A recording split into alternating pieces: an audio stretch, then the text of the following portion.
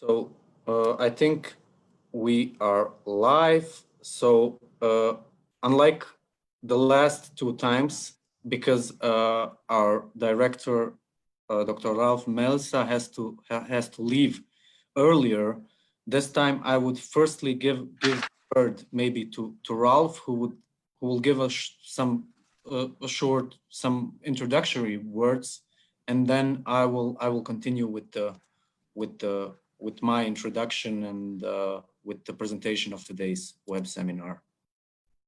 Yeah, thank you very much, Harun, and welcome to everybody. Not this time, not really an introduction and not a summary. It's simply an excuse. I need to apologize. We are right now in a period of finalizing our budget planning, and this is, as you can imagine, not that easy, in particular under the corona circumstances, and it needs more time than expected, and we are a little bit under pressure with regard to that, and therefore, unfortunately, I can't be with us today. However, I must say how impressed I am from our first two sessions, and I really think we are in a good way. As you know, this is kind of kick-off event, this seminar series for this new working line in our region, and we have already a couple of ideas and projects. For instance, not only the publication related to this web seminar series, but also the conference in Belgrade that hopefully will take place in this year, later this year. And so I really hope that this group will keep together in a certain way, that we keep in touch, that we can count on your expertise, on your participation during the further steps of this working line. And yeah, I simply like to wish you a successful meeting. Thanks in particular to those of you who are giving an input, but also to all of you who contributed to our discussions. And again, so Harun will, of course, tell me what happened today, and we will have the publication. And so anyway, we keep hopefully in touch. And yeah, with this short excuse, I would like to hand over back to Harun or to Vedran Gazella, I don't know, and I wish you a successful meeting, and see you soon, hopefully. Thank you, Ralph. So thank you, Ralph, for this introduction. I will also make it very short. So welcome to our third web seminar in this edition of Academia in Dialogue, with the title Rise of Far Right and Identity Politics, Southeast European Experiences, which we as the Friedrich Ebert Foundation, Dialogue Southeast Europe, organized together with our partners from the Institute for Democratic Engagement, Southeast Europe, Gazela Podar-Draško and Vedran Džihić. In the last web seminar on Wednesday, with the title Between West and East, Right-Wing International in Southeast Europe, we spoke about the interconnection between the far right in the region and their counterparts in other regions of Europe and the world.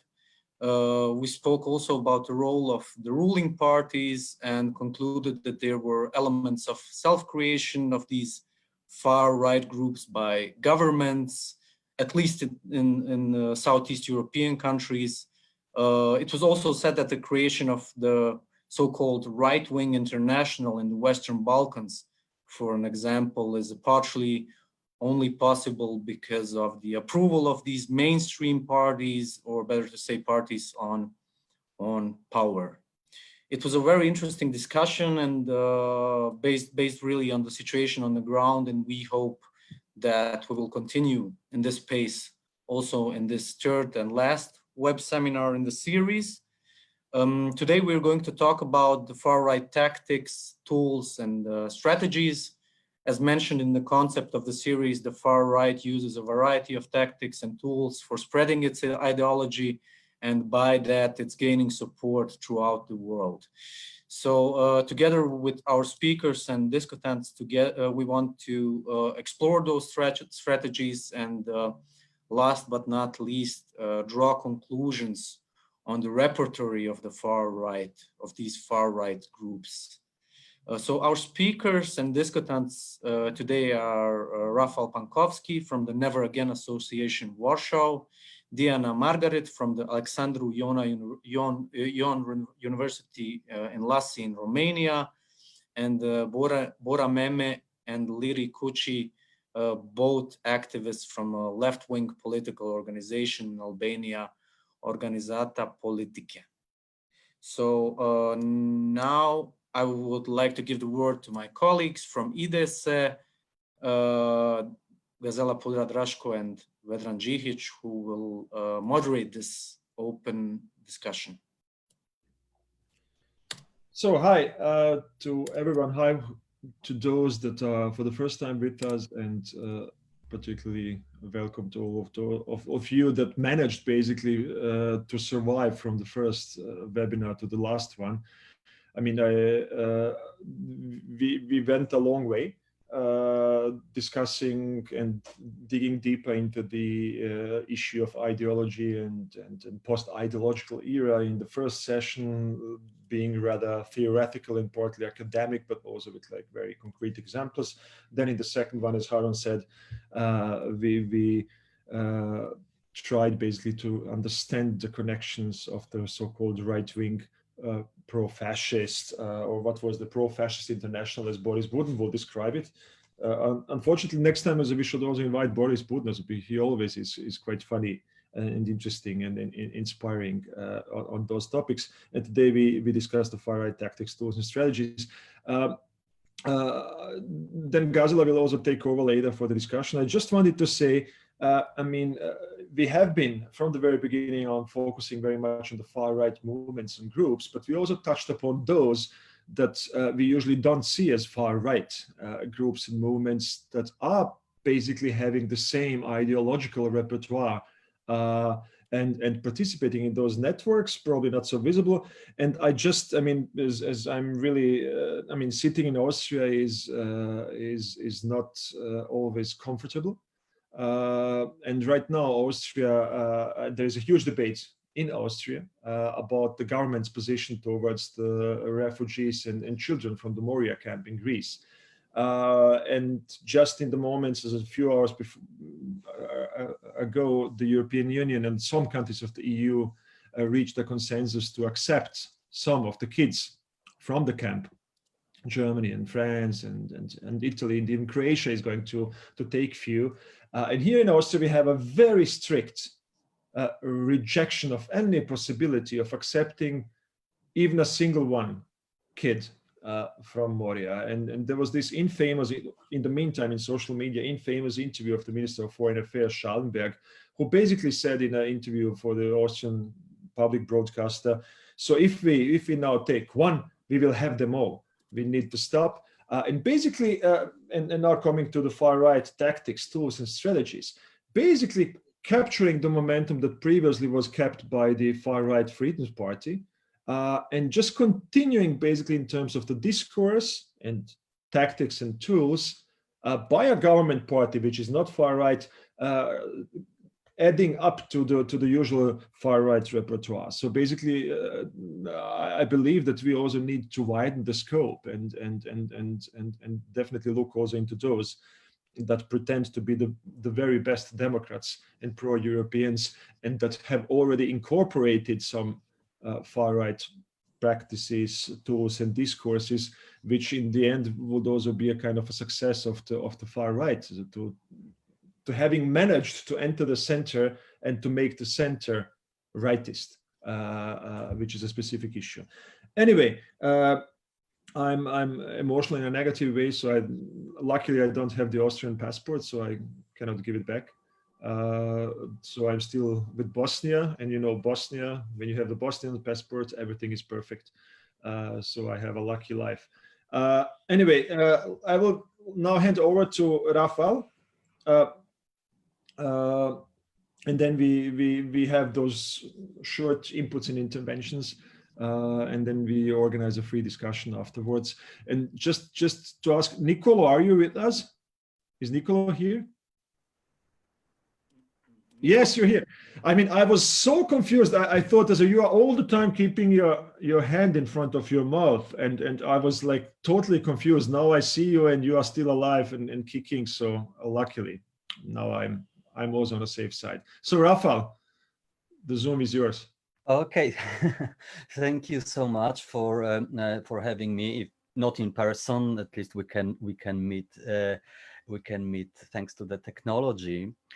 Please just tell me how much time do I have for it, because I can talk a lot. So you just need to stop me at some point. Yeah. I would say, I mean, we originally wanted to have like short inputs of 5 to 7 minutes. So if you go 7.5 or 8.5, 8:22, it's going to be perfectly fine. But don't extend it too much, so that we simply have enough time for the discussion where you can exactly. bring Yes, that's important. Should I give you a sign, Rafael? Like okay. this one?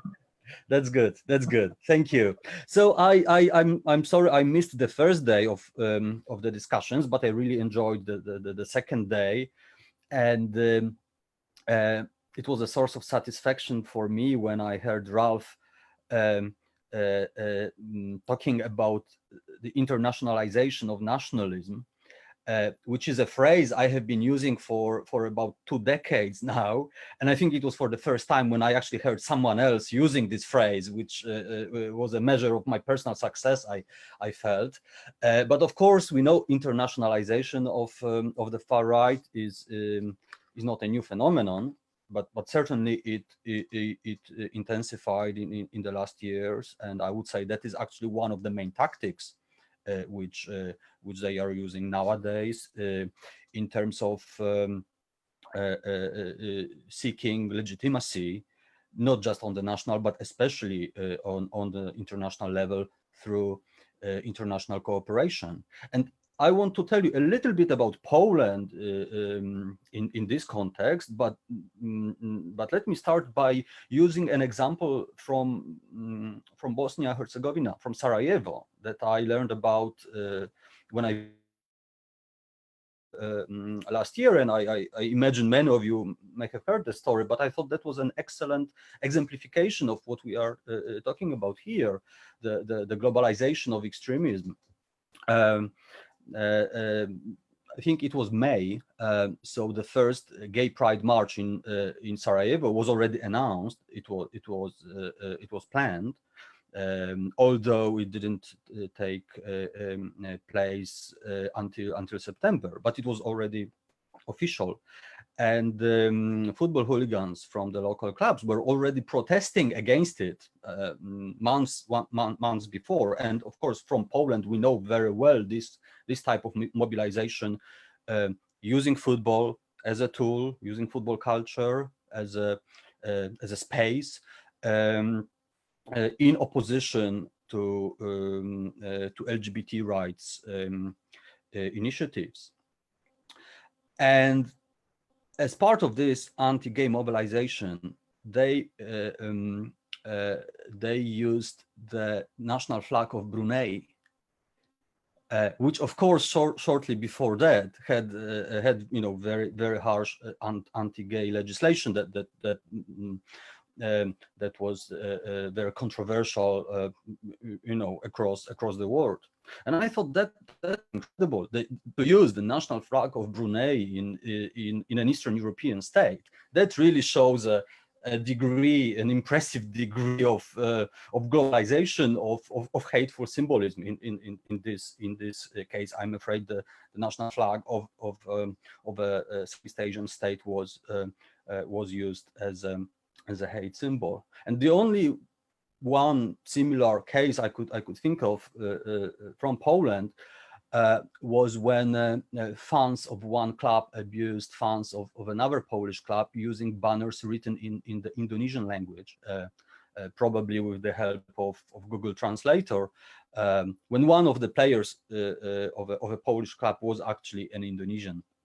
But that story became a big scandal in Indonesia, and social media accounts of 2 Polish clubs were flooded by negative comments of tens of thousands of angry Indonesians protesting against the misusage of their own language in Poland. So when I went to Indonesia last year, I had something to talk about when it comes to the topic of internationalization of extremism.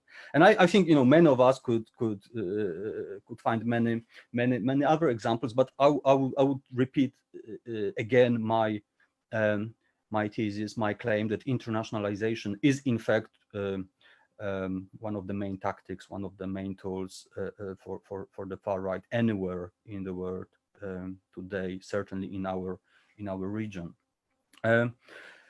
Now, if we talk about Poland, back in the 90s and later, Poland was considered a kind of successful example of democratic transformation, a kind of successful example of transition. And the comparison was made many times with the Balkans. Beware of Balkanization. At least we are not like Romania. The transition was peaceful. Look at the former Yugoslavia. The lack of significant minorities in Poland was actually often mentioned as a plus. As one of the factors that contributed to the supposedly successful and peaceful transformation. And I think today, more than ever, we are able to see the weakness of that kind of perspective on the Polish transition. And I think it's not a secret. Since 2015, we have seen a very dramatic crisis of the democratic culture in Poland and the democratic values, and I think there are not many moments when we can point to a specific moment in time when things were changing really rapidly in front of our eyes, and that was the summer of 2015. So I'm not even talking about the election in Poland that took place in the autumn of that year. But I'm talking about the European refugee crisis, which, as we know well, didn't have any direct impact on Poland because few of the refugees were even interested in going to Poland, and almost none of them did. But that was portrayed in the media discourse and in the political discourse as a threat to Polish identity, which I would say was a completely artificially created threat. So the construction of the enemy happened in front of our very eyes in a way that was quite significant, and we saw immediately the impact that that political discourse, the elite discourse, has on social attitudes and awareness, and the attitudes changed dramatically. There is a lot of sociological data showing how quickly and how dramatically the attitudes changed. Not just on the issue of refugees, but on the issue of diversity and tolerance in the broadest sense. And again, I think I would just briefly allude to what was said previously. It became difficult, if not impossible, to tell the difference between the discourse of the far right and the discourse of mainstream political parties. And I think since 2015, it has become even more problematic to distinguish. And again, not just on the refugee issue, but on many other issues, including gay rights, but also including the discussion about anti-Semitism, which I would say made a very spectacular comeback in Poland through the far right, the new far right group, Konfederacja, which is now present in the Polish parliament and criticizes the Polish ruling party from the right. It's possible, believe it or not, but the language of the far right, also on on the matter of so-called Jewish claims was basically copied and repeated during this year's presidential campaign by the sitting president. And I would say, just like we could talk about Islamophobia without the Muslims, because the Muslim community in Poland is very, very small nowadays. Although it actually has a long history going back to the Middle Ages, but we are talking about, you know, maybe 20,000 people in a country of almost 40 million. Similarly, the phenomenon of anti-Semitism without Jews again became a feature of the Polish political discourse, and it was reintroduced to Polish politics by this new far-right group, and through their presence in parliament in particular. So once again, I would say the lack of minorities clearly, or the lack of significant minorities in Polish society clearly is not a problem for the far right, because the enemy can always be created, it can always be constructed. In fact, you might argue it is actually easier to mobilize and campaign against a non-existing group rather than a group that is actually numerically significant, because a small minority is socially weaker, and therefore, as a target, it becomes more vulnerable. And maybe I'm probably over time now, but my last point, again related to the construction of enemy, especially Islamophobia without the Muslims, but also the other types, and internationalization. I think there is no better symbol of that than the annual march that takes place in Warsaw on the 11th of November, which is the national holiday of Poland, commemorating the independence of Poland from 1918. Over the years, it has become the biggest far-right event probably anywhere. It started about 10 years ago from a small group of about 500 young people with nationalist and xenophobic slogans, and every year it became bigger. By now, it has around 200,000 participants every year. So the scale is very significant, and also it became the biggest international far-right event. And if you watch it, it looks like a dictionary of the far right from all over Europe and beyond, because also American groups started participating in it. And interestingly, there are far-right groups that normally are even in conflict with each other. So, for example, Slovak groups and Hungarian groups, and Ukrainian and Russian groups, and so on. They still manage to participate in this one event in Warsaw, which provides them with a kind of platform that is unique.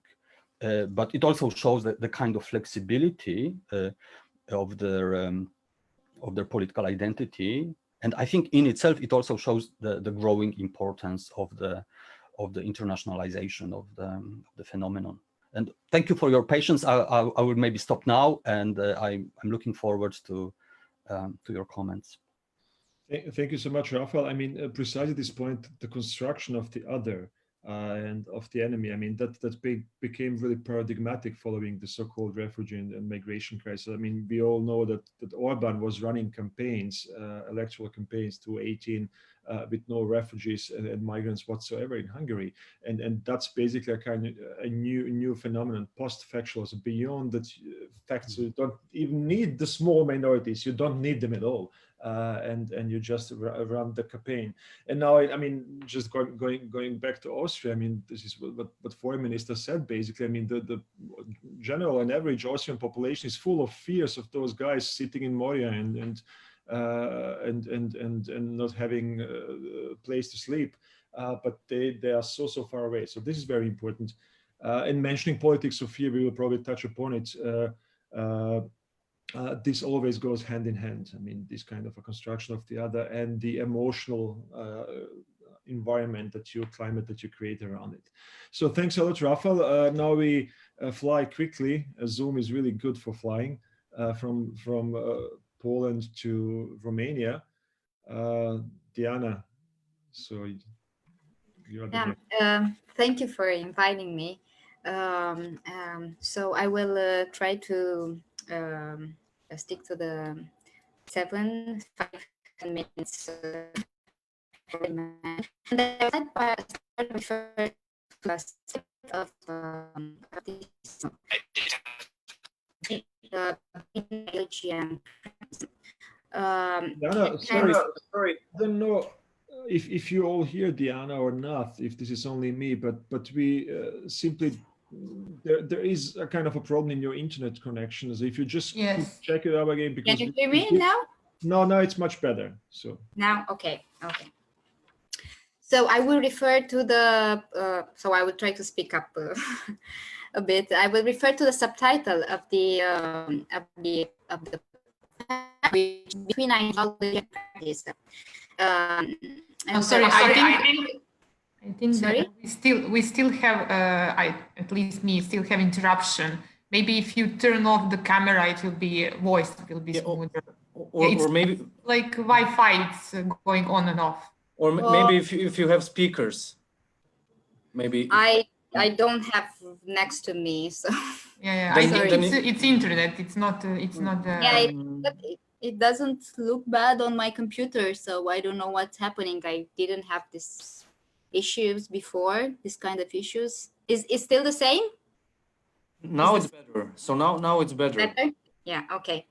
So as I said, hopefully the third time will be lucky. I would refer to this title, ideology and pragmatism, and she always is a pragmatic dimension. So ideology is not only about having ideas about how to change the world, but also it's about providing tools for changing it and providing political and message for changing society, culture, and the state itself. So social change is both many groups and individuals still progressive.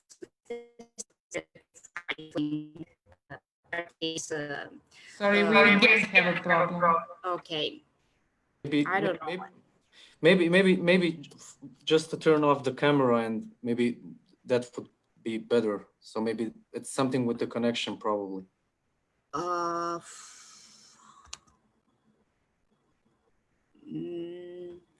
Let me see how I do it.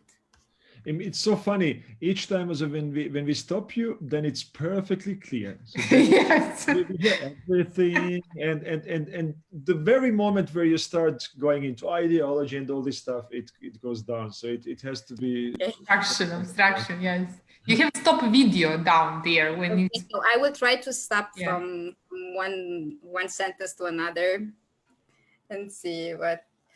Okay, so there are two main ways of providing social change in a democracy. The first one is the one through political parties and political actors, through representative systems.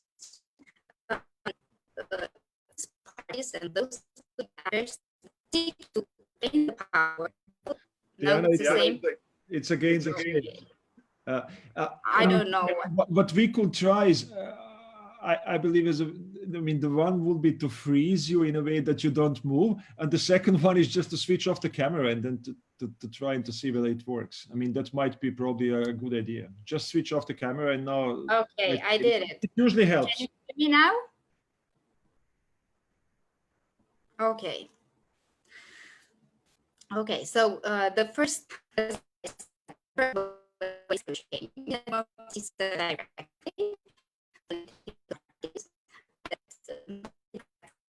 in the power, and of course in a legislative or executive or executive system of decisions, and second one, which is indirect, through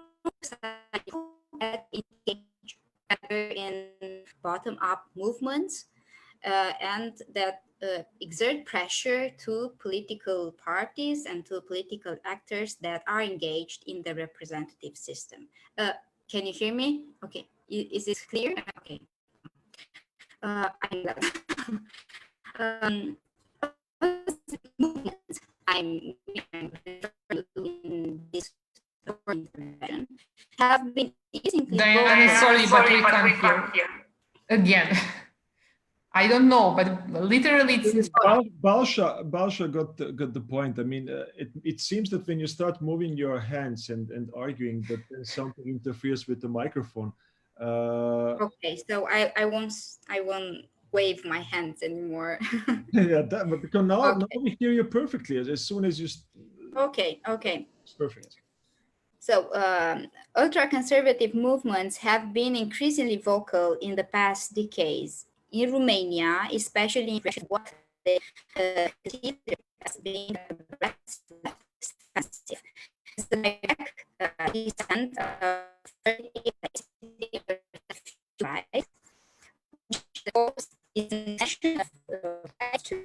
groups like immigrants, sexual minorities, and so on and so forth.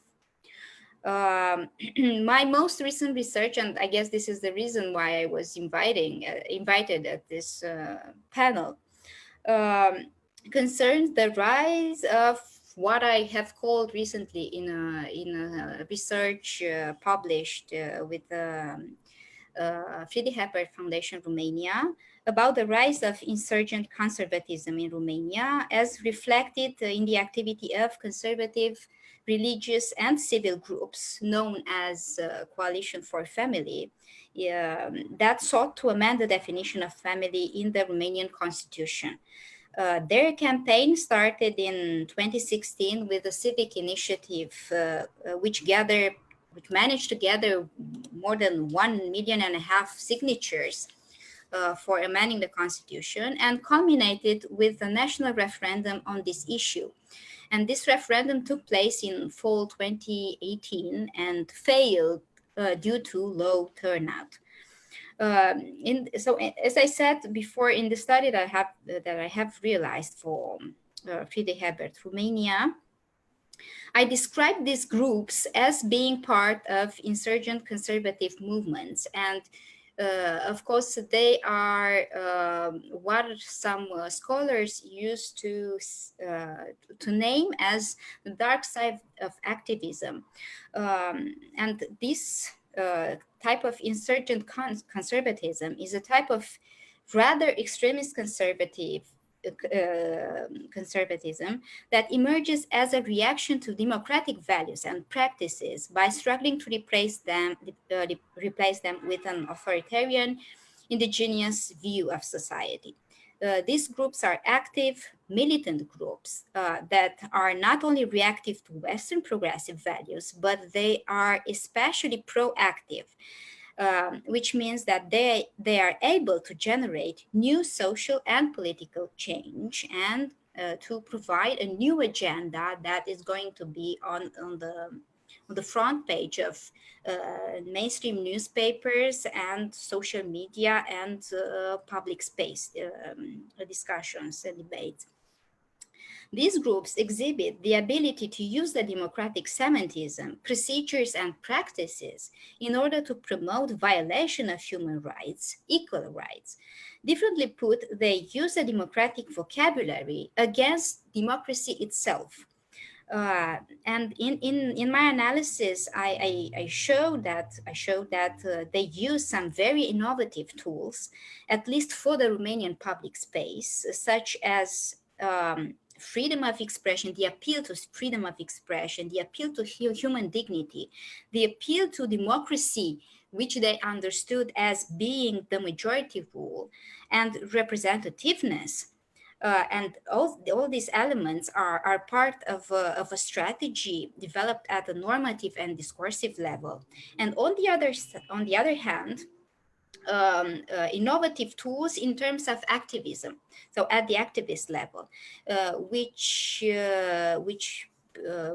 mean a high level of participation in national and global activism networks, rejection of political affiliation, at least a formal affiliation, a formal political affiliation, and of course, increasing media appearances, especially in mainstream media and social media.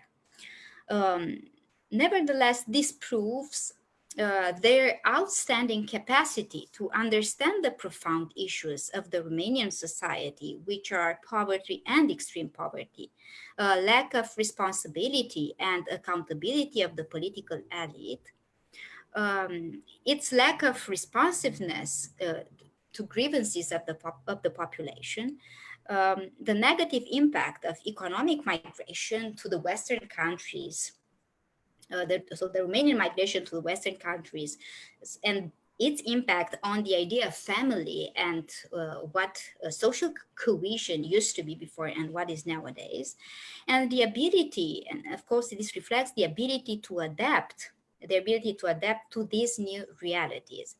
And what I show in my research, and what I'm stating basically, is that even though this umbrella of organizations that used to call themselves Coalition for Family disappeared once the fail of the referendum, but it was replaced by another platform and another umbrella of organizations, of conservative, civil, and religious organizations, which is called Civic Platform Together, which continues its agenda, conservative, in extreme conservative agenda, by campaigning against gender ideology, for instance, nowadays, and against gender equality and gender roles in the education of children.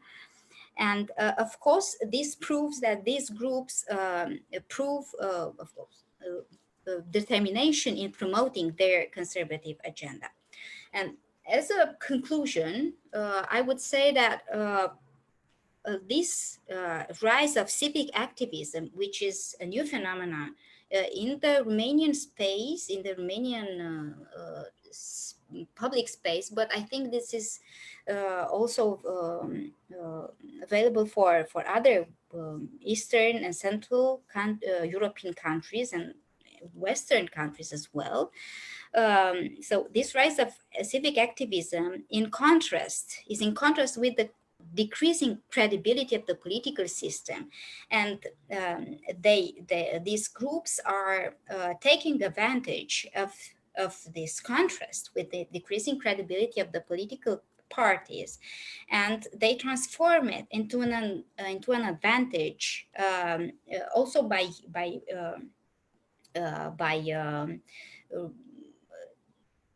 showing that the high levels of frustration and discontent noticeable during this past few years with during the past anti-governmental protest are to be confronted with the lack of conservative ideas and ideologies that are threatened nowadays by this Western leftist offensive.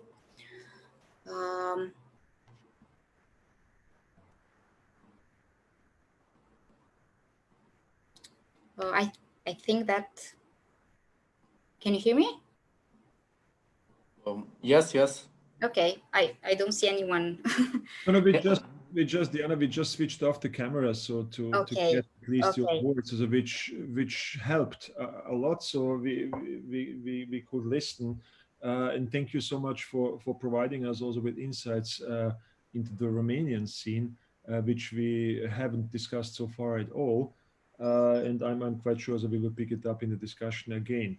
And it fits also into the topic of the last session on that we had on Wednesday, where we basically discussed some elements of this international and international connections. Yeah, So, sorry, I couldn't attend it, so.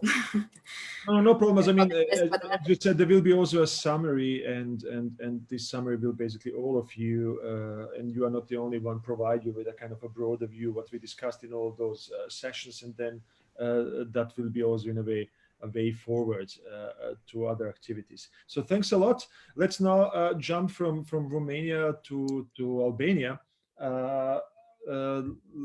Liri, would you like to start if you are still here? Or otherwise Bora can go. Bora, I mean, at least we see you and you seem to hear us. So then I would just suggest to hand over the Zoom to you, and then Liri is going to join us in a second. Probably. Yeah, I'm here, but oh, you're here. Okay. I just cannot turn off the video. I'm here. I think now it's okay. Now we see you. Okay, then. Oh, okay. It's okay. It's okay. Even Bora can start. I mean, it's fine. Like, I can keep the former line, so it's okay. Okay. So thanks for organizing this kind of meeting where we have a possibility to share ideas and let's hope a common view. As a matter of fact, talking about the far-right tools and strategies, nowadays maybe it would require a whole PhD thesis, since now they are being more sophisticated but even frightening with their methods in use. But sometimes they are being even banal, and here maybe we should intervene tactically in order to weaken their strongest points. I would like to divide my viewpoint lenses in three important pillars and then see how they serve and are correlated to one another, which are the actual crisis, the pandemic in our case, social medias or social networks, and globalization or internationalization of far-right tactics.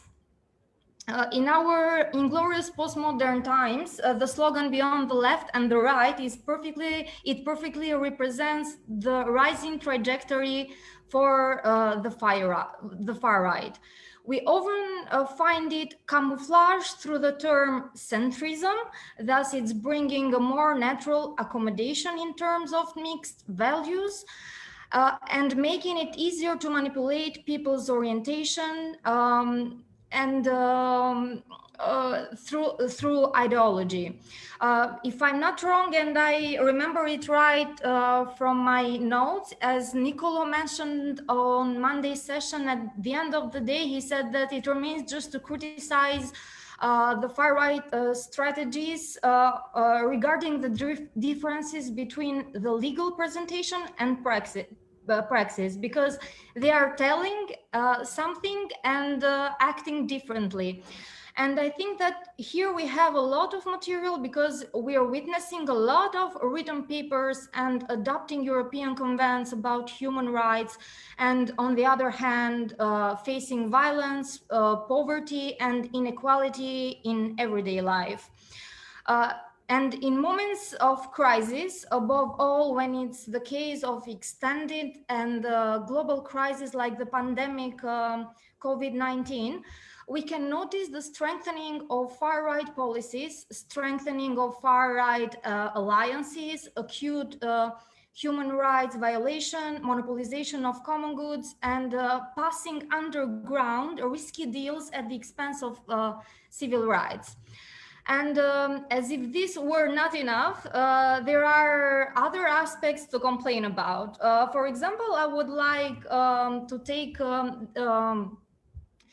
into consideration the Albanian prime minister's attitude, where, by the way, whom by the way is the head of the so-called Socialist Party in Albania, but he hasn't anything to do with the name of the party theoretically. This comes because of the historic relation of Albania with the left ideology, since we've been under the Hoxha regime for about more than 40 years. But anyway, this is another discussion to do. As I was saying, in Albania, the word of prime ministers should be the only truth. No matter if you are just expressing your opinion through online media, or no matter if he destroyed the National Theatre during the lockdown, or no matter if he passed the law about media censor during that time, or that he forbade to organize within the workplace. Otherwise, if you don't accept his word like the absolute truth, then you are destined to be a step further the jail. As I was saying, no matter if you just posted your opinion about the situation, whose fault is going to be if it happens another earthquake and the state didn't evacuate your house in the right moment, or how to explain to your kids that it's not happening war during this pandemic period, but how to explain the gigantic tanks staying under his balcony during this period. I think that here Orwell's 1984 seems more alive than ever, policing people's life and politically manipulating their thinking and acting through the above mentioned tools against emancipation and common good. And here we are a step near the totalitarian regimes.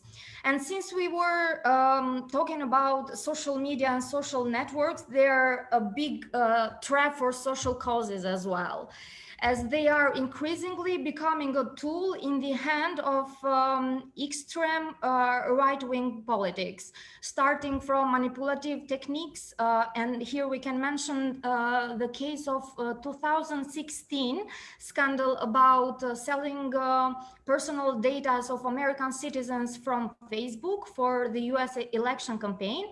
And after that, Trump just won. And ending with the so-called false interaction of the leaders with their people. For example, I will use the Albanian cases again. The Albanian prime minister during the 2018 protest it happened a lot of these videos pretending that he was trying to dialogue with 30,000 students just like that by his phone. Meanwhile, he was obviously losing his mind. Anyway, with a little help from the so-called opposition, they managed to manipulate and divide students and then crush the protests. And at the end, the slogan "Beyond the left and the right," it should stand for sure for bigger interests than the right for public education and free universities, as we were seeking on these big protests. But with the help of populistic methods, they managed to maintain the balance between salted and sugar pie. In the end, they continue to look like the supreme authority who wants the best for the citizens. And these kinds of leaders take care to make jokes in order to soften the already escalated situation. They wear sports when going out meeting their people. They speak in slang. They elect women for ministers who are used just to finalize the clientelist arrangement in education, health, public spaces. And they for sure do not forget to put Polish women in the first row of the most violent protests. Furthermore, a strong populistic aspect is that they play with people's feelings in the emotional sphere. For example, we can use here two vulnerable aspects like poverty and unemployment. And they put poor people against other poor people, white against black, and therefore they are easily sustaining the rhetoric anti-migrants and anti-Afro-American people, and etc. Also, because of the reinforcement of conservative repertoire in the past years, we can notice even huge campaigns anti-abortion rights and anti-LGBTI community rights. And the main subject, it always stands, it's putting individualism above communitarian rights. Meanwhile, the third point is the globalization. And meanwhile, the strengthening of far right is helped by globalization or internationalization, let's say, which aspect like consumerism, fast thinking, internationalization of far right, a rise of conspiracy theories like in this pandemic crisis, are difficult to resist or rebel against, especially during global crisis. And here we can mention the recent protests of Salvini supporters in Italy against masks and denying coronavirus theory, same as under Orban's or Trump's regime. And most of these protests were instigated by the leaders themselves in order to serve like an excuse for a reopening of the economy by making people to turn back in their workplaces without the minimum of security or any other protection measures. I don't know if I passed the time. Anyway, I will stop here, and then maybe we can continue the discussion on the second phase. Thank you. Yes, of course. Thank you, Leary. I mean, obviously, the point of internationalization is an important one. And when we look into the tools and tactics, I mean, this is what is happening, this kind of a globalized realm. So they learn from each other, they just copy, paste, and then they use it. And thank you also for mentioning again this kind of a mutual reinforcement between constructing the crisis, using the crisis, and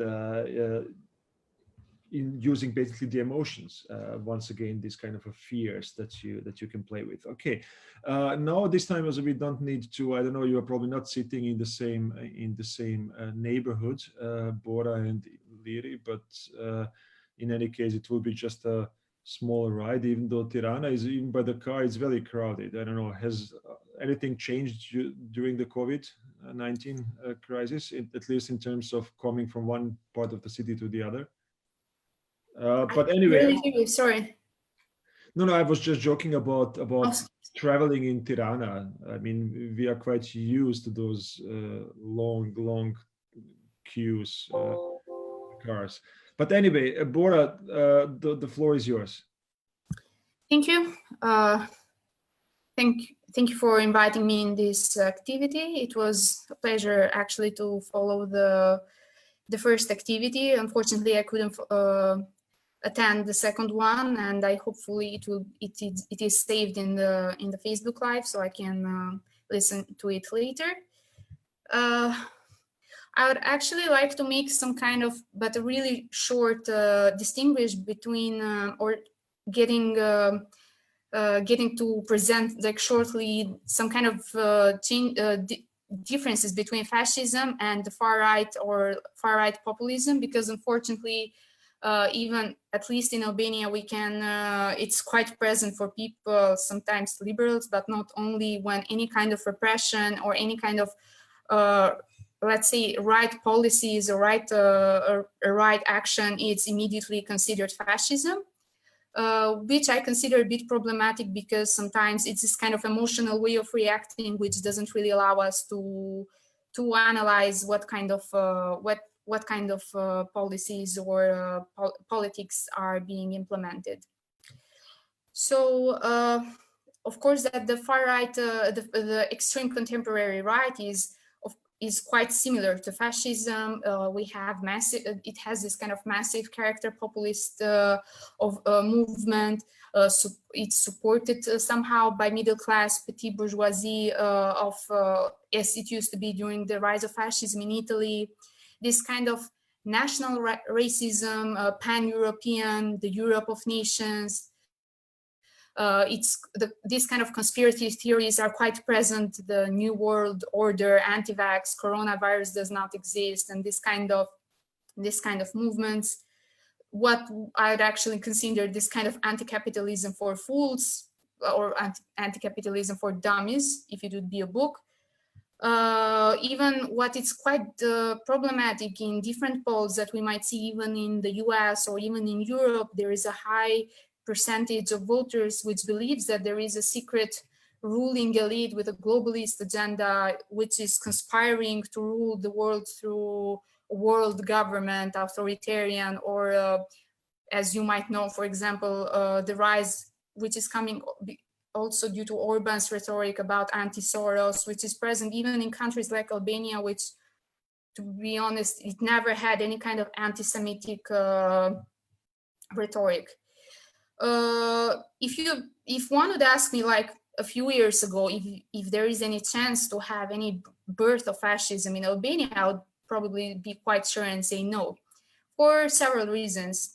Albania is not a country which has, let's say, the issue of Islamophobia, for example, due to the fact that a high majority of people are culturally Muslim. Albania, differently to other countries in the region, has quite high tolerance and co-living of people of different religions and marriages among them. It's quite common to have in the same family people being Alevi Muslim, Sunni Muslim, Orthodox, or Catholic Christians. So if it would be in the terms of having this kind of religious conflict, there was no chance to have this kind of element to use it for populistic means, as a populistic mean. When it comes to refugees or migrants, we're actually the one exporting them, not importing, although the last year it was quite problematic when there was an announcement in the media that the number of Syrian refugees was supposed to stay in Albania, and unfortunately, if one would check the social media comments, we would see a rise of people being against them. But on the other side, it was good because there was it was not only them, there were also people opposing them, reminding that Albanians used to be massively migrants in the beginning of the 90s, so we should be welcoming the same. When it comes to any kind of anti-Semitism, Albania is probably one of the fewest countries in Europe which had more Jews after the Second World War than before. So even this kind of anti-Soros, before, I would think that probably it had no any kind of basis to have this rise of conspiracy theories. But somehow I was wrong as years go by, probably influenced by this kind of social medias or following this kind of personalities like this strong statesman as Trump and this kind of Orban or Erdogan. When this kind of influences actually make people probably, or this kind of lack of hope and this kind of fear of what this new world order and all these conspiracy videos, books which are published, or articles in the social medias, somehow have influenced all this rhetoric, which is unfortunately on the rise, which was quite present, especially during coronavirus lockdown. To my surprise, even after the lockdown ended, it's quite unfortunate when you meet especially working class people on the field, and they actually keep commenting that this coronavirus thing does not exist. Is the government pushing for it because they want to pressure us and they want to intimidate us, or they want to control our rights. which is really problematic, and as I personally see it, at least, is their lack of capacities or knowledge or education, or this lack of hope. It's their difficulties to understand and realize what is actually happening. They have this critique of anti-system, but unfortunately it's easier to understand it by seeing this kind of conspiracy theories and videos and rhetoric than actually having a more, somehow, let's say, economic or class-oriented, rhetoric. When it comes to Albania, do we have any presence of far right when it comes to the government or to the political parties? Albania must be probably the most neoliberal country, at least in the Southeast Europe, with the massive privatization happening since the beginning of the 90s, a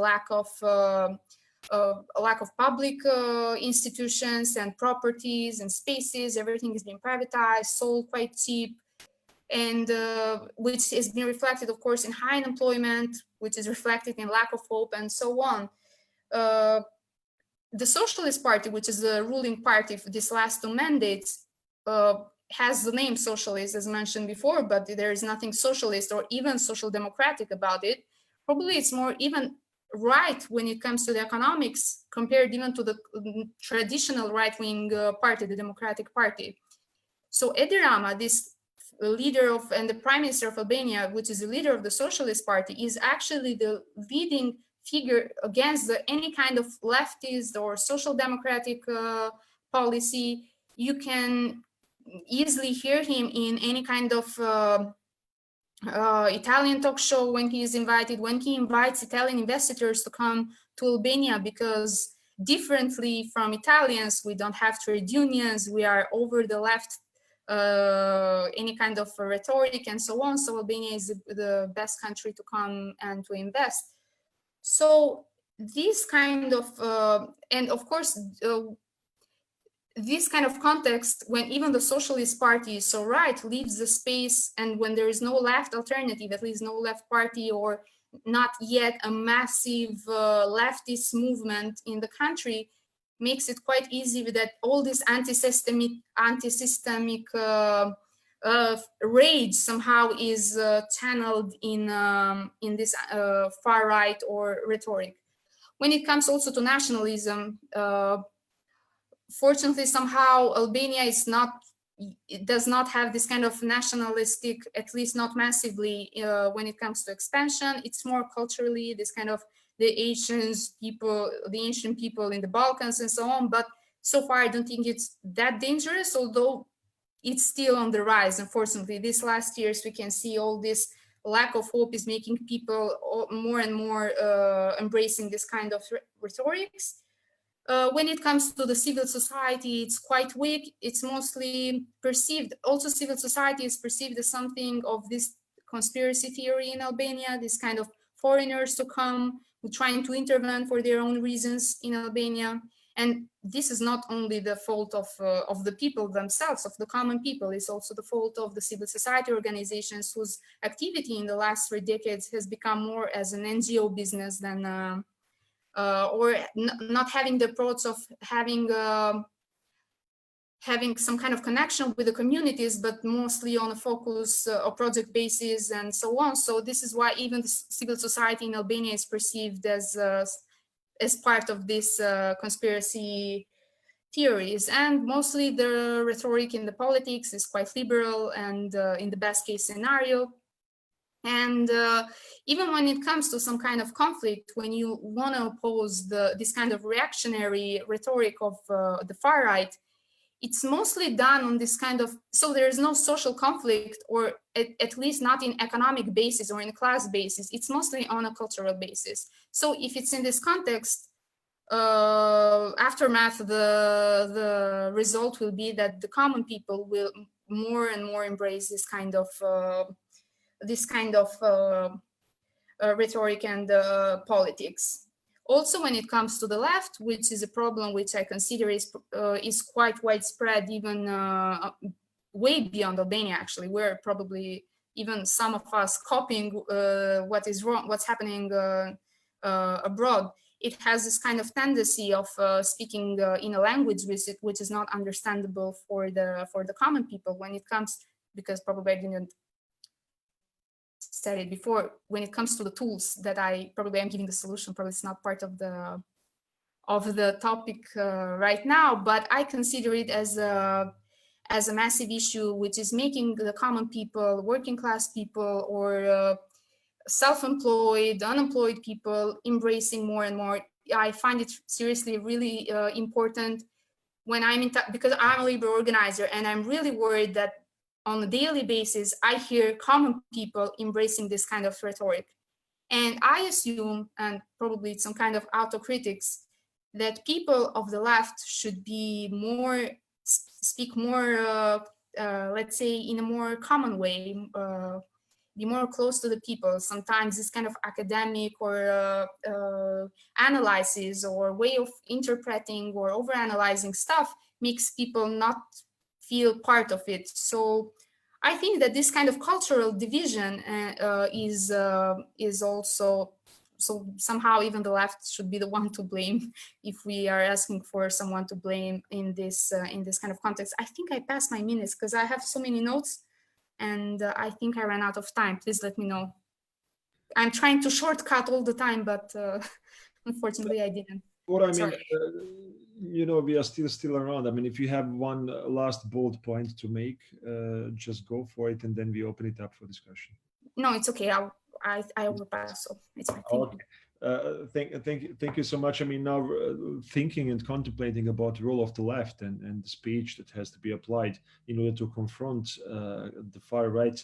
I mean, this reminds me or brings me back into the past of Friedrich Hebert's Foundation Southeast European Dialogues offices, because they were running for quite a long time a platform called Democratic Left. And there is still a network of democratic left people, and one of the activities of IDC, the institutes that Gazela and I are together with many other people are having in Belgrade and in the region. So we will continue on this kind of how to capitalize on what is on the left progressive side in order to reach out to the people and to confront what we see as nationalism or far right or fake Democrats or whatever. And speaking about fake Democrats, I mean, now listening to you and listening also to many of us, like from Monday through Wednesday until today, I believe the next session should be Fake Social Democrats as a title. So basically, let's look into, you know, all those guys. I mean, in Romania, we had a lot of them. Slovakia, with Fico is probably a good example to name. I mean, I don't need to mention Milorad Dodik, who is still running a so-called Social Democratic Party, and Edi Rama is certainly another example.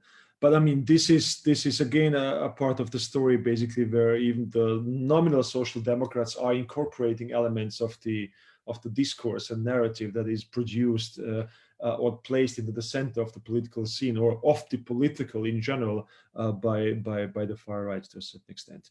Anyway, I would like to hand over to Gazela just for the second part of the discussion. So we still have some time to go, and then Harun has the magic hand, and he can sum up everything from Monday through Wednesday until Friday. No, I'm joking.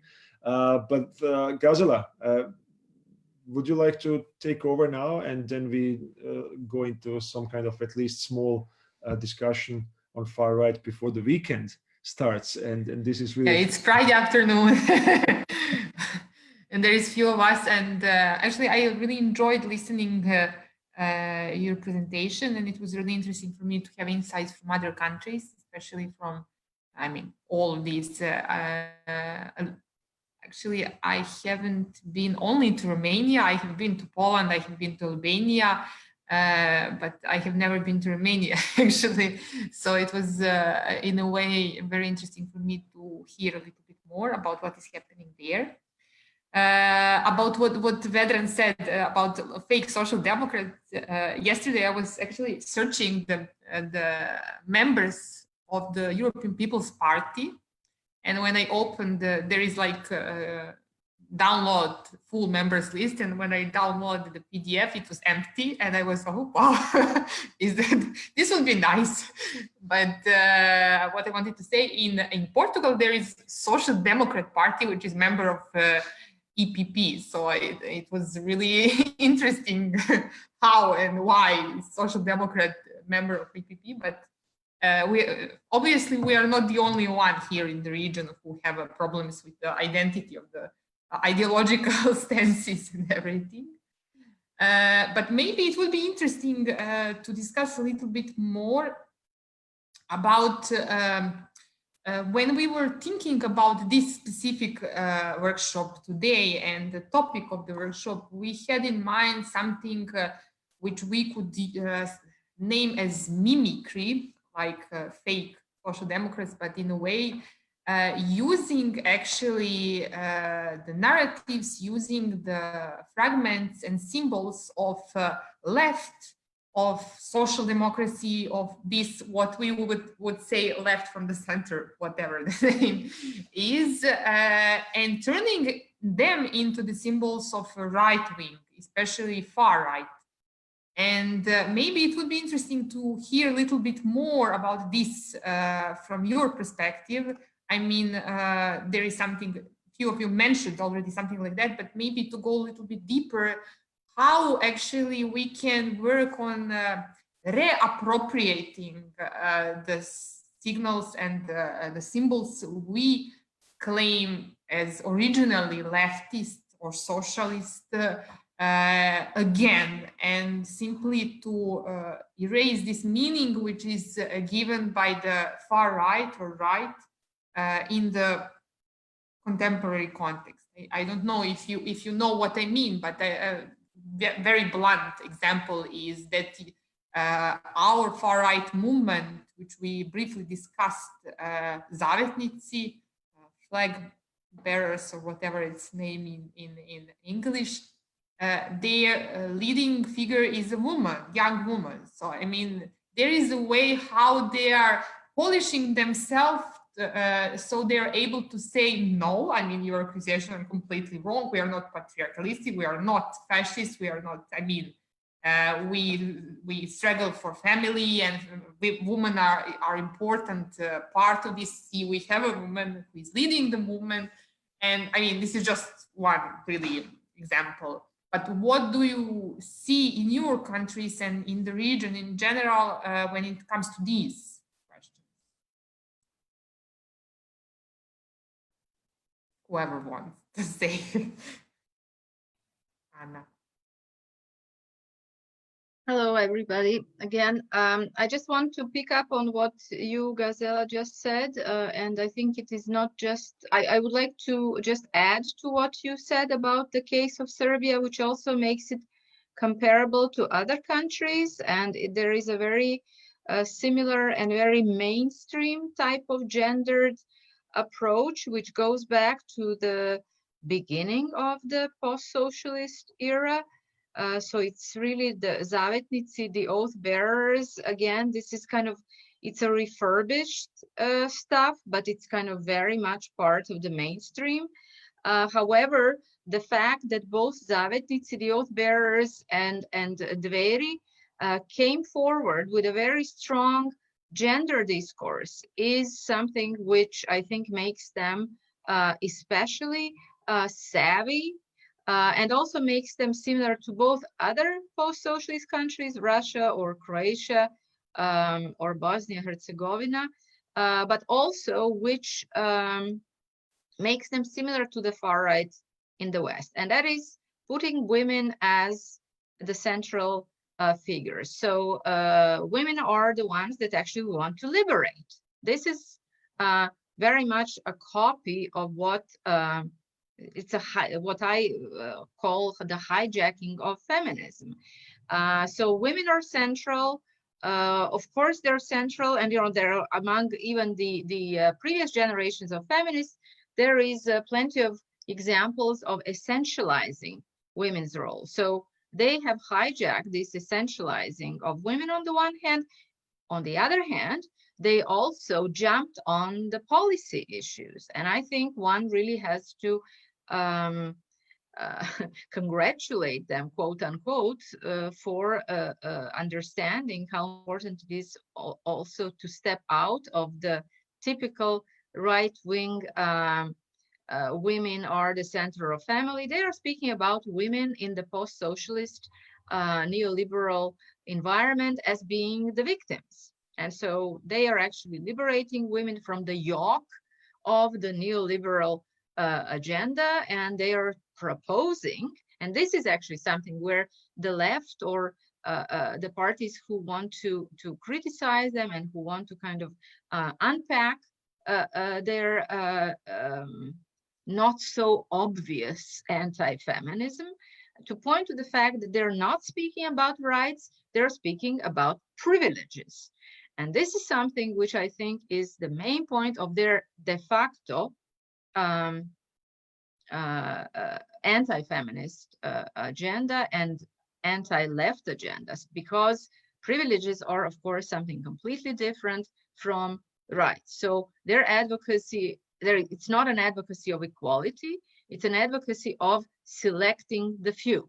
But there is a very, again, speaking about Serbia or Bosnia-Herzegovina, because there is such a weak or non-existing left, simply this type of criticism is relegated only to academics. So this is quite, and I also wanted to say something about the, just for concluding remarks. I think it's important to bear in mind the differences between this mainstreaming of the far right or the co-optation of the far right in the West. I think in the West it is like Vedran started with this example today. It is a very clear case of the co-optation across Western Europe. But we must bear in mind that in Southeastern Europe, it is from the beginning of the 90s, it is the funding of the far right is the creation of the scarecrow on the part of the mainstream nationalist parties. It was very important to keep this kind of reserve army of scarecrows where the voters would be reminded that there is a greater evil that the mainstream parties are sort of protecting them from. Yeah? So in Serbia, the example was typical with Šešelj's Serbian Radical Party, where it was continuously presented in the parliament as someone like, if you don't want us, look what is there awaiting you. And this was completely obfuscating the whole structural part of the creation of the far right. And today, I mean, after the war, the far right parties that are popping up here and there, they are on the payroll pretty much of the same institutions such as Sport Fans Club, those that actually receive quite regular budgetary resources. And I think it's very important to continue working on these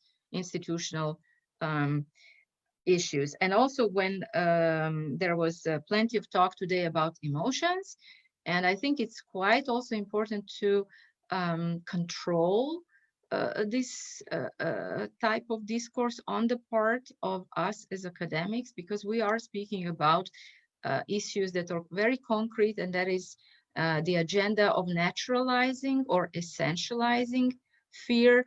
If we just use the term emotions, it sounds very vague, because emotions are very different. Empathy, sympathy, love, they're also emotions. But somehow when we naturalize it ourselves, it seems that we are actually creating some form of very dangerous and supposedly already old-fashioned matrix of human beings, of some kind of the spectrum of emotions that we say, oh yes, that is normal because it's emotional. But obviously emotions of empathy and sympathy, they seem to belong to some non-humans. So that's just for the last remarks. Thanks. Thanks a lot, Anna. Yes, you pointed out several interesting things, but this about privileges and rights really kept my attention, and I think this is something we need to really have in mind when we are discussing these. Bora, I think you wanted to also comment something. I just wanted to add something after your comment. The same approach was actually implemented even by the government of Edi Rama, when half of the cabinet, half of the ministers were women. And all of this was promoted as something that's pro-gender equality, because we are differently from the former government. We are pro-women. We are more open-minded. We are for emancipatory policies. And when it comes to what actually the common women, which are not ministers, are facing, is actually nothing has changed when it comes to violence. Nothing has changed when it comes to their labor hours, to their wages, to their unemployment. So all this tendency of this kind of it's similar with pinkwashing that happens also with the LGBT rights, when it's actually used as a facade to pretend under the name of, and also trying to shut up the opponents when it comes to when raising any kind of gender issues or any kind of similar issue. So it's quite common to also to the prime minister in Serbia, or as you mentioned with this woman leader in Croatia. But I think that because I always try to keep in mind how can we fight on that, or who is to blame when it comes to our side, on how can we improve ourselves when it comes not to allow the opponent to use this kind of tools. Is I think it's due to the fact to the common, superficial, and quite shallow sometimes identity policies when it comes to gender, only having let's vote for Hillary Clinton because she's a woman, or let's vote or support her if she's some kind of centrist, or even if her policies are not that bad, which I don't know what it actually means, because she's a woman. Because a bad man and a bad woman, let's just choose the bad woman. When this is not the way to deal with that. So the way how I see it, we can take off this kind of tool from the opponent will be of going beyond identity politics, which, as I also asked Katerina the first session, was if the left is really, if the identity politics is quite dominant on the left, what we are doing is we're giving a tool to the opponent, and also we are making the base, the common people, not being represented by when it comes to economic politics, to class politics. So we are just pushing these people away. Sorry, I overpassed again. No. We do not have limits for comments now. Okay. I wanted to say something about your idea of imitating democracy. The Romanian case is a very typical one, because you don't have far-right parties in the parliament, but it doesn't mean that you don't have right or extremist ideas to be found in the coalitions from time to time, or even what is in this is interesting for me, the civil society group. Usually, when very ideas or try to groups, research them in it's obvious. It's very difficult to find there, because they're forced to be visible to get votes.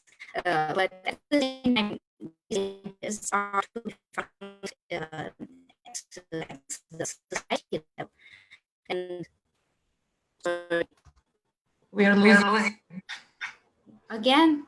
I'm not saving anything, and I'm keeping my hand still. Stand still. No, actually, you are using hand. Maybe you are not aware. My hand. Hands, not. Okay. Okay. Is it same now? Stand What- still. Now it's okay. Yes. Have you heard what I said, or A part of it. right? Last part was really, yes. Okay, so what I was saying that I was saying that we don't necessarily have to look for far-right parties, because, for instance, in Romania, you have them, but they're very small, they're insignificant, and Radu Cimpoeș knows better than me this topic. But if we are looking for ideas that would lead to extremist practices and even policies, then you have to look to other types of gatherings. For instance, civil groups, religious groups that are spread among society, and even the way this people are receiving this kind of discourses is to be further discussed and analyzed. This is what I intended to say. Thank you. Yes, fully agree. Definitely, that's why we basically, when we are discussing this, we are almost not discussing the parties, at least in our region, because usually it's movement, which is non-registered as a party, but basically it's political activity also, who is engaged with capturing this part of the far-right tools, which we are trying to here to discuss a little bit. Yes, I agree. Yeah, and another thing which struggles me is the fact that these groups, they pretend they hate politics. They hate politicians. They hate the way they are doing it, but they are doing politics in a different way. And they pretend to be democratic, but they are not. They are using a democratic language, but in fact, they are misusing the democratic language. This is why they keep insisting on freedom of expression when saying things that would offense or would be offensive to different groups or human dignity or things like that. And in fact, they are anti-democratic.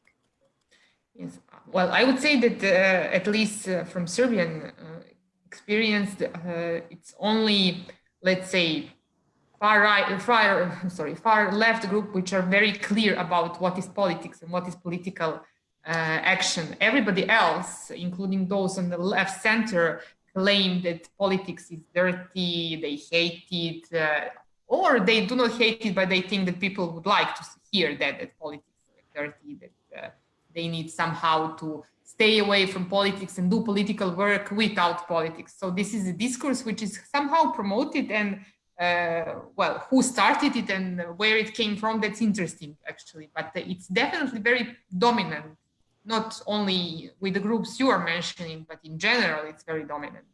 And that's also one of the obstacles for the change.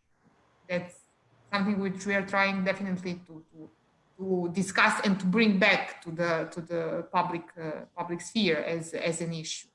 Mm-hmm.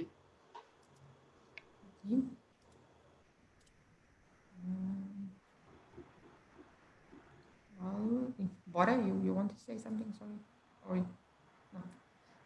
Okay, I'm agreeing. It's not that I raised my hand, but anyway, I was at the same time that Diana was talking, I was thinking about, again, our prime minister, the head of the Socialist Party, which I recall I was a little girl when he was running for the becoming a mayor of Tirana. It was the 2000. Yes, it was fall of 2000, and he came as this kind of art, he's an artist, he's a painter, and he came as this kind of character that he's not a politician, he hates politics, he's coming to do a change. Even when he ran to become the president of the Socialist Party, his platform was beyond left and right. Post-ideology, we are in a period of post-ideology and so on, when what it actually meant was let's remove anything that's social, not even socialist, social, from the policies and from the platform of this party. Even when he was running in 2013 to become when the year he won the elections, his main slogan was Renaissance. the Albanian Renaissance, the second Renaissance. We are beyond any kind. It's not anymore about the left or right. It's about what Albanians want, what Albanians will become. It's not about politics. So all this kind of rhetoric, which we have to be afraid of any time we hear something like this, because probably it might be even beyond the traditional conservative right-wing rhetoric, or yeah. So it's quite similar, as you said. It's widespread. Well, actually, I'm sorry that I missed the first session on Monday, because I don't know what actually you discussed, and I didn't have time to watch it on the Facebook about post-ideological politics and everything. But one of my deepest concerns for the moment is basically what you all mentioned, that we have elements of these tools, ideologies in everywhere. And when you have them, it's very difficult to lead ideological politics, to straighten it, to clean it actually from these elements, and how to do it and who should do it in a way. That's really the debate. Are we able to do it on ourselves, and also to win some support of the citizens in the country? That's something which I'm frequently asking myself, especially after what happened in Montenegro. And we are approaching to 5th October, 20-year anniversary of 5th October here in Serbia, and I'm preparing an event here. And I'm thinking all the time, if we didn't have so mismatch of everything in that democratic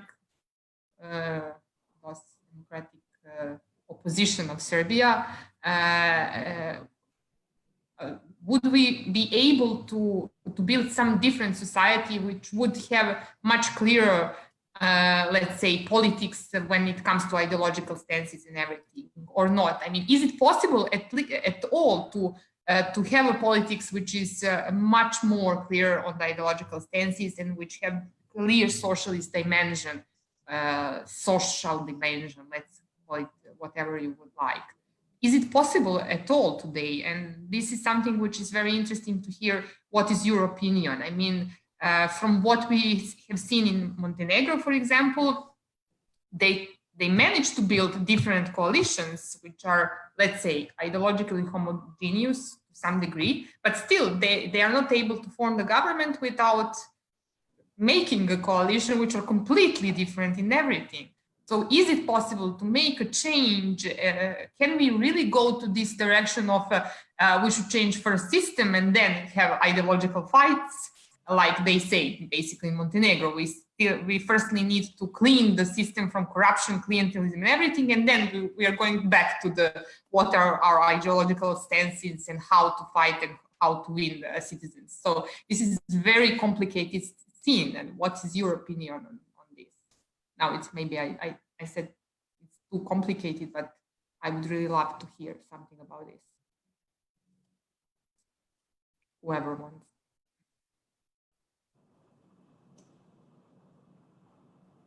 Too complicated, definitely. Bora. Well, I don't find any kind of differences between Montenegro and Albania when it comes to this. I remember since I was a little girl, ongoing this last 3 decades almost, let's change the system. We need to get rid of corruption from the roots. We don't have to think about, we don't have to be divided when it comes to ideology. It's not a matter of ideology or different policies, but it's a matter of rule of law, non-corruption, new courts, new reforms, new coalitions. It has happened all over during at least this last 15 years that different parties go from one coalition to the other. In 2013, there was a coalition between the two officially socialist party and the Socialist Movement for Integration. And now this party is in coalition with the right-wing official right-wing party. And if you just check their platforms, there's nothing like there's nothing different when it comes to those. All of them have this kind of rhetorics that all of them have supported privatization. All of them have are part and clientelistic. They are all related to the financial oligarchy in the country. And this is why somehow I would say that Edi Rama is not actually a fascist or a typical authoritarian or totalitarian. He is actually a puppet under the control of the financial oligarchy in the country. No matter who is ruling in no matter who is ruling the government in Albania, it's the same oligarchy who's actually privatizing and getting a concession in public health sphere or anything like this. So this is, I think it's difficult, of course, when you talk to people, and I know it might sound scaring when you tell them that actually the change will come from outside the system, from organized students, organized workers, organized communities in the neighborhoods, or when it comes to different issues as environment, gender, and so on. But I think it's the only way how we will see the proper change. It's really, sometimes it's easy. You just need to list whatever has been done wrong, because it's the same people. Like the president or prime minister of Montenegro has been there since I recall any kind of any kind of politician in Montenegro, and it's quite similar even in Albania. I was in kindergarten when I remember Edi Rama, so as the Minister of Culture. So he is still the prime minister, and he's still going to run for prime minister. This doesn't make him an authoritarian, although he might use, coming to the topic, to the far right, although he is using for sure, repressive and some similar actions to the far right politicians as Erdogan or Orban. Like activists are facing political trials or different arrests in any kind of protest and so on, but still he is like controlled by the main oligarchs in Albania. So yeah, it's quite easy, and fortunately people are realizing that, but no one is willing individually to be part of the change. They are waiting for a new force who is bringing the change. So this is why it's important to have this kind of grassroots organizing to make people part of the change, and also gain this collective self-consciousness and self-confidence to engage in this change. Thanks a lot, Bora. Yes, you pointed a lot. Liri, you want to say something?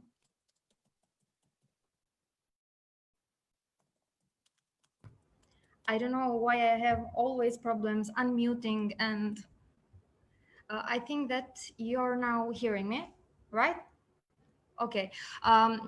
For sure, it's a difficult question to answer about yours, Gazela. But I think that as the internationalization of the far right it's going on, it needs the response of progressive forces on an equally large scale, let's say. Although progressive parties around the world have faced significant frustration, as we already mentioned, the blurring of ideological concepts and maybe the domination of the most social aspects, at least from the populistic far right, and just theoretically, in order to build strong alliances amongst progressive alternatives, we need even to strengthen the progressive alternatives locally as a step towards a bigger support for the global left alternative, let's say, and this should be the task of academic and activist circles as well. But we should be here even criticizing, but as well using these online platforms that they are using in a populistic way, let's say. And we should be as well present through organizing people in their workplaces. And all of these come as a need to strengthening the solidarity amongst people, not just among us. The progressive forces must be clever in rhetorics and learn perhaps from the best practices of the right. And here I'm also propounding the thesis of reshaping ideology. But not only we should not only maybe speaking to ourselves and sympathizers, but we should make sure that we are being understood by everyone, which is a very important tool that already are using the populistic leaders all over the world. For example, the Salvini's attitude is more than obvious. What he's doing to win their people's support. We should re-explain better and easier why we are facing these greater inequalities which are perpetuated by the current unjust system, and why now it's the time to hope and act for the good of society as a whole. We need to rebuild solidarity and reshape the idea that we should have more communitarian rights, more social rights as a society as a whole, not just in an individualistic sphere as they want us to do.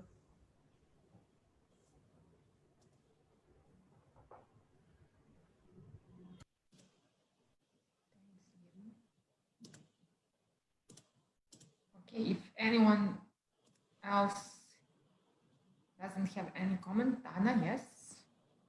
Just very briefly, I picked up on this presentation, on these comments of Liri, and I want to say that there is another catch of this hijacking of the discourse that doesn't seem to be far right, and that is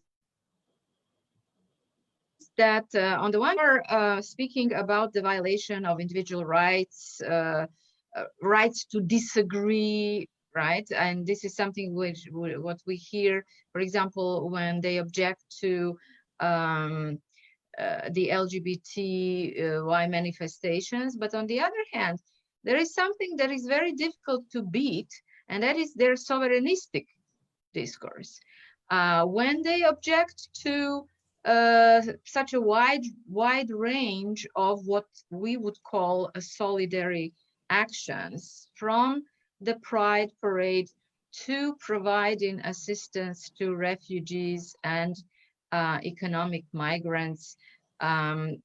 It is a discourse of I don't want to give from the budget of our state something that we as citizens have been contributing, what my ancestors have been contributing. And so this is something that really goes beyond these individual rights. It is the appropriation of the sovereignistic discourse, and it is the appropriation of the social welfare state claims. So this is something that is way more intricate than the discourse of individual rights and this kind of a very broad agenda of being liberal and nothing else. Just a warning.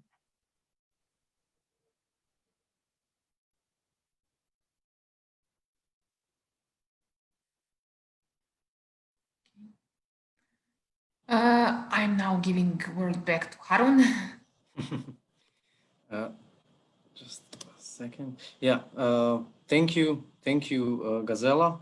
Thank you all. I mean, it's a Friday afternoon, and for staying also a bit longer here with us. So thank you also for these 3 days of very interesting discussions. I mean, today it was also a great discussion. We continued, as I said at the beginning of the web seminar, in the same pace as we did the last 2 times. So was very interesting to see the different perspectives from different countries, from Romania to Poland to Albania. And I mean, to see this globalization of extremism and hateful symbolism being something what we have to fight against. And I mean, this internationalization of space is definitely, as we concluded, one of main tactics and tools of the far right. And I mean, for me, it was very interesting to see.